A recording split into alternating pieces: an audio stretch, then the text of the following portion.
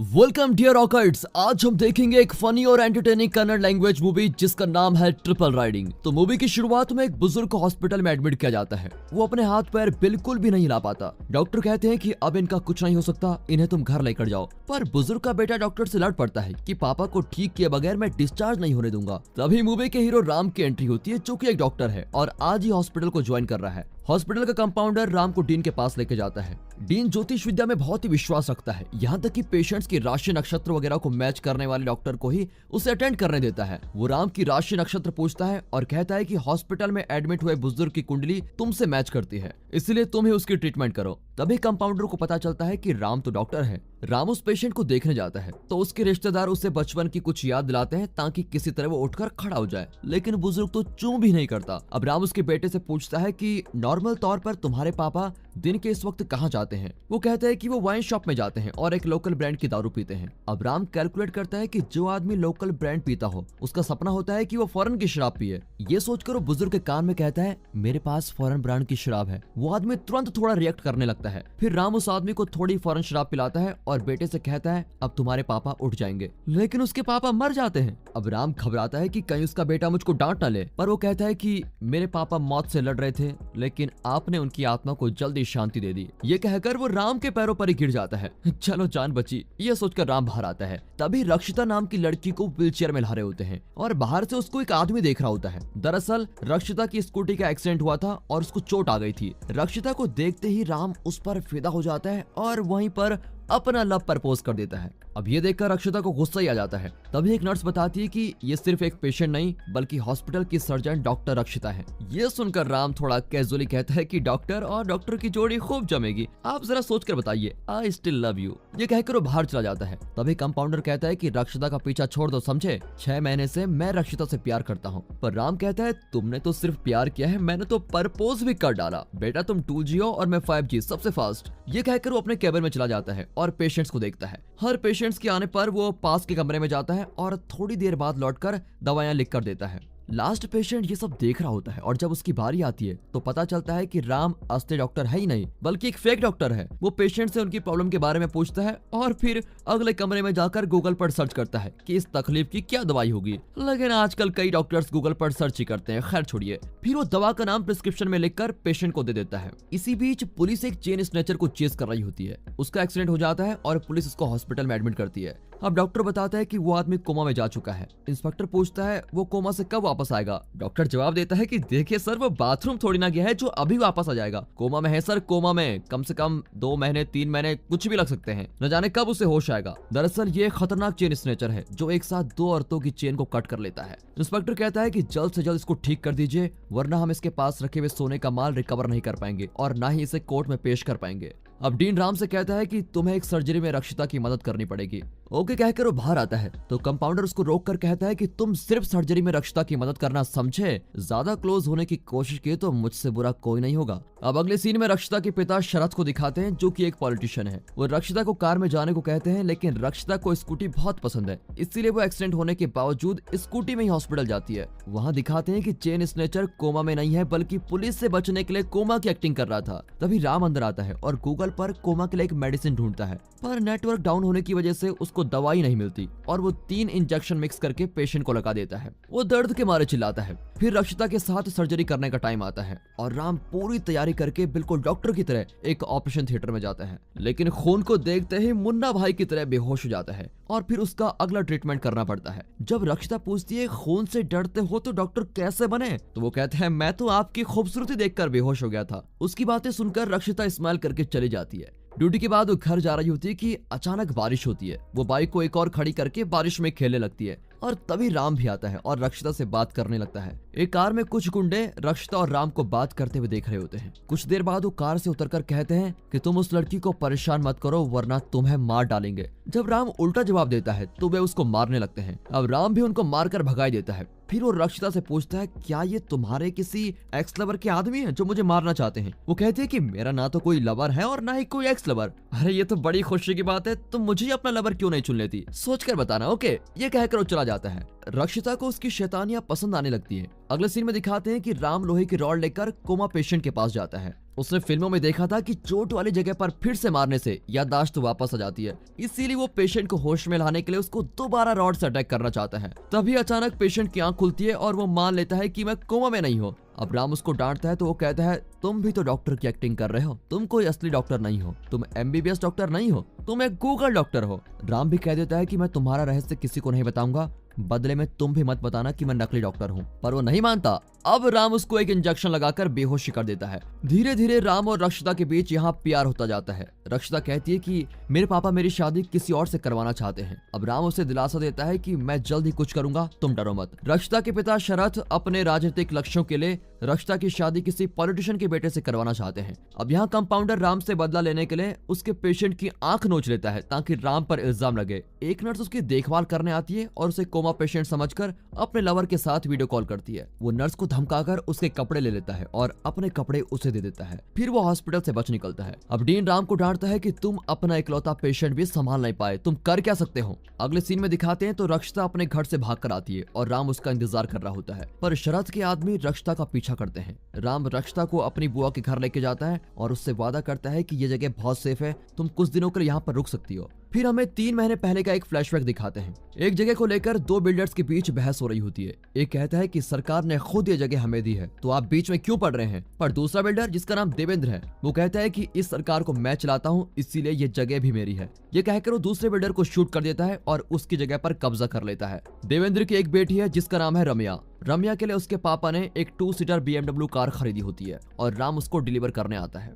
रम्या कहती है कि शायद मैंने आपको कहीं देखा है। तो राम कहता है कि जरूर देखा होगा, क्योंकि मेरे पास कोई काम नहीं है, इसलिए मैं कई जगहों पर काम करता रहता हूँ। सुबह से शाम तक एक ही जगह काम करना मुझको वैसे भी बोरिंग लगता है। फिर दोनों बहुत देर तक एक दूसरे की लाइफ के बारे में बातें शेयर करने लगते हैं। फिर राम अपने पापा से मिलने आता है, जो कि एक लॉयर है। वो राम को एडवाइस देते हैं कि तुम्हारी शादी की उम्र हो चुकी है, लेकिन तुम अभी भी सिंगल घूम रहे हो, तुम प्यार क्यों नहीं कर लेते। लड़कियां तुम्हारे पीछे तो नहीं आएंगी, जो लड़की पसंद आए उसे प्रपोज कर दो, बाकी भगवान की मर्जी पे छोड़ दो। राम को भी ये आइडिया ठीक लगता है। अगले दिन वो गोल्फ खेलने जाता है। रम्या भी वहाँ पर आती है। वो स्पॉट पर ही कह देती है, तुम मुझे बहुत पसंद हो, मैं तुमसे प्यार करती हूँ। अब राम ये सुनकर एकदम शॉक ही हो जाता है और कहता है कि आईफोन और पुराना नोकिया फोन कभी एक नहीं हो सकते। पर रम्या उसको कन्विंस कर ही लेती है। इस तरह दोनों का प्यार फिर से शुरू हो जाता है। अब एक दिन रम्या पूछती है, क्या तुम मेरे लिए काम कर सकते हो। राम कहता है कि प्यार में लोग जान दे देते हैं, तुम तो सिर्फ काम बताओ, फिर देखो मैं क्या करता हूँ। रम्या एक हॉस्पिटल का नाम बताती है और कहती है कि वहाँ रक्षिता नाम की एक डॉक्टर है, तुम्हें उसके साथ प्यार का नाटक करना होगा।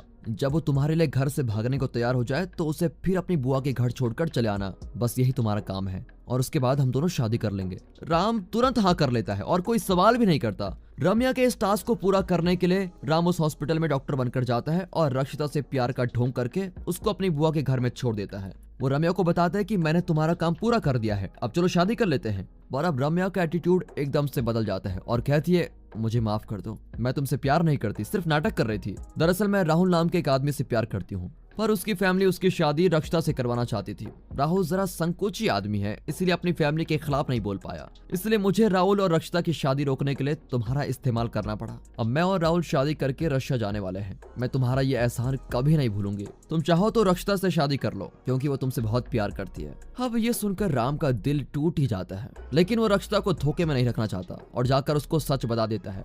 सब कुछ जानने के बाद भी रक्षिता कहती है, तुम डॉक्टर हो सिर्फ इसलिए मैं तुमसे प्यार नहीं करती, मुझे तुम्हारा एटीट्यूड अच्छा लगा इसलिए मैं तुमको पसंद करती हूँ। और तब अचानक सीन कट होता है और फिर पता चलता है कि ये एक सपना था। दरअसल रम्या के जाने के बाद राम ब्रिज के पास बैठकर रो रहा होता है। फिर वो बुआ के घर जाता है तो बुआ उसको रक्षिता का एक खत देती है। खत पढ़कर राम को शौक पे शौक लगते हैं। दरअसल रक्षिता भी किसी दूसरे से प्यार करती है, लेकिन उसकी फैमिली उसकी शादी कहीं और ही कर देना चाहती थी। और तभी रक्षिता की मुलाकात राम से हुई और वो राम के साथ प्यार करने का नाटक करने लगी, ताकि अगर उसकी फैमिली को पता चल भी गया तो वे राम को ही पकड़ेंगे, ना कि रक्षिता के असली लवर को। यही प्लान बनाकर वो राम के साथ यहाँ पर आई थी और अब मौका पाकर अपने लवर के साथ चली गई।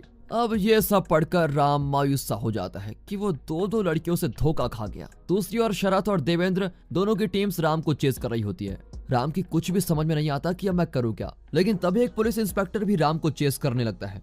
राम अपने पापा को कॉल करता है तो वे कहते हैं बेटा किसी तरह अपनी जान बचाकर भागो। अब राम एक बस के पीछे भागता है और तभी एक लड़की अपना हाथ बढ़ाती है। राम उसका हाथ पकड़कर बस में चढ़ जाता है। अब इंस्पेक्टर शरद और देवेंद्र की गैंग से पूछता है तुम दोनों उसको क्यों चेस कर रहे थे।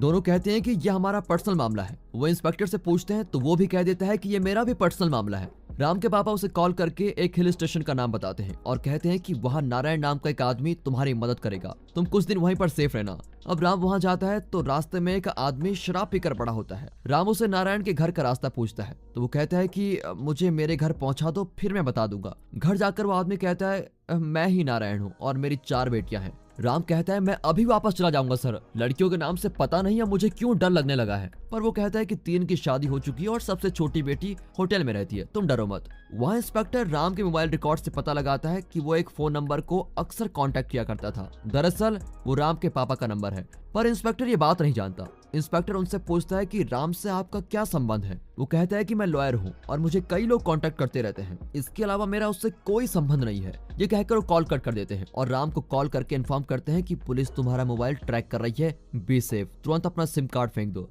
राम वैसा ही करता है और नई सिम कार्ड ले लेता है। अब वो एस्टेट में काम करने लगता है और नारायण की फैमिली से घुल मिल जाता है। नारायण की छोटी बेटी राधिका घर आ जाती है क्योंकि वो होटल में नहीं रहना चाहती। दरअसल ये वही लड़की है जिसने राम को हाथ देकर बस में चढ़ाया था। लड़कियों के साथ हुए बुरे एक्सपीरियंस की वजह से अब राम राधिका से दूर ही रहता है। राधिका एस्टेट के आदमियों की सिगरेट छीन लेती है क्योंकि ये सेहत के लिए हानिकारक होती है। तभी राम देखता है कि एक जगह से बहुत धुआं आ रहा है। वहाँ जाकर वो देखता है कि राधिका एस्टेट की औरतों के साथ मिलकर सिगरेट पी रही है। मर्दों की सिगरेट छीनकर औरतें धुआं उड़ा रही है। वाह!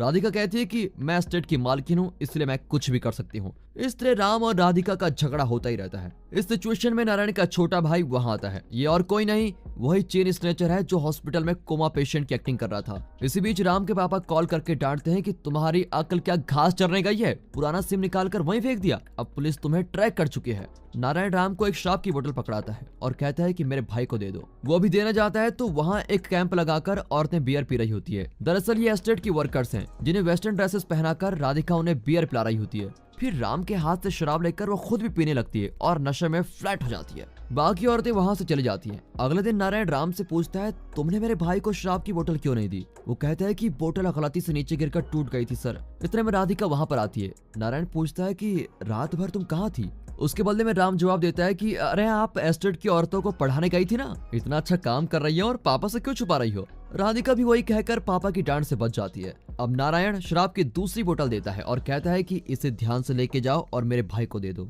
अब राम बड़ा उत्सुक होता है कि कौन है इसका भाई जो बाहर नजर नहीं आ रहा है। वो बोतल लेकर जाता है तो पता चलता है कि अरे ये तो कोमा पेशेंट है। दोनों के शॉक रिएक्शन के बाद राम पूछता है जब तुम्हारे पास इतनी धन दौलत है तो चेन स्नैचिंग क्यों करते हो। वो कहता है कि भाई सबकी एक वीकनेस होती है और चोरी करना मेरी वीकनेस है। वो राम को धमकी देता है कि मैं अपने भाई को बता दूंगा कि तुम एक नकली डॉक्टर हो। दूसरी ओर राधिका राम की फ्रेंड बनना चाहती है पर वो कहता है कि मुझे लड़कियां पसंद नहीं है। जब वो कारण पूछती है तो वो अपने लव फेलियर की पूरी हिस्ट्री सुनाता है।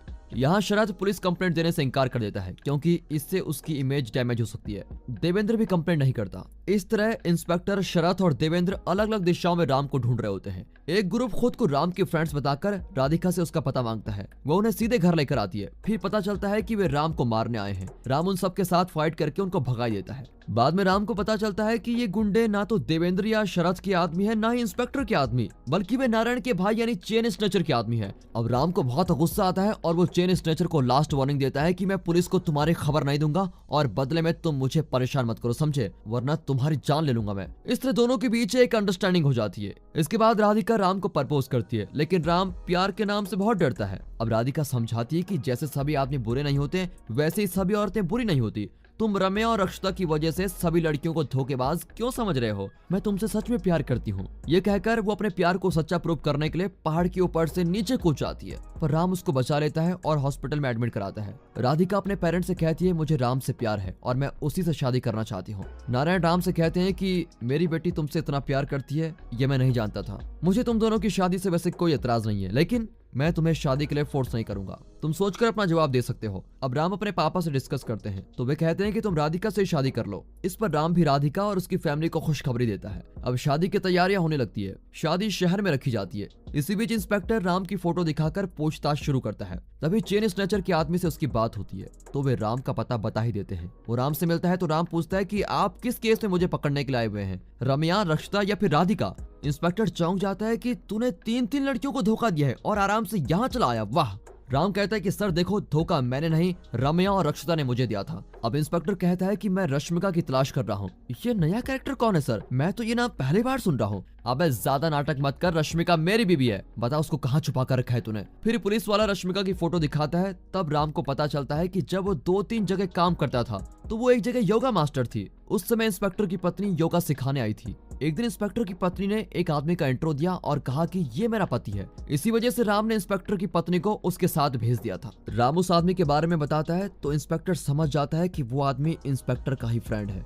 अब सच जानकर इंस्पेक्टर अपने फ्रेंड का बैंड बजाने चला जाता है। शादी का फंक्शन शुरू होता है और तभी शरद और देवेंद्र की फैमिलीज आती है। दोनों अपनी बेटियों को वापस ले जाने आए होते हैं, पर वे देखते हैं कि दुल्हन उन दोनों की बेटियां ही नहीं बल्कि कोई और है। जब राम मंगलसूत्र पहनाने जाता है तो रक्षिता आकर कहती है, ये शादी नहीं हो सकती, तुम मुझसे प्यार करके इससे शादी करोगे। राधिका उसके खिलाफ खड़ी हो जाती है। रक्षिता के पेरेंट्स भी राम के खिलाफ भड़क जाते हैं। इसी ड्रामे के बीच रम्या भी आकर राम पर अपना हक जताती है कि राम की पहली लवर मैं हूँ।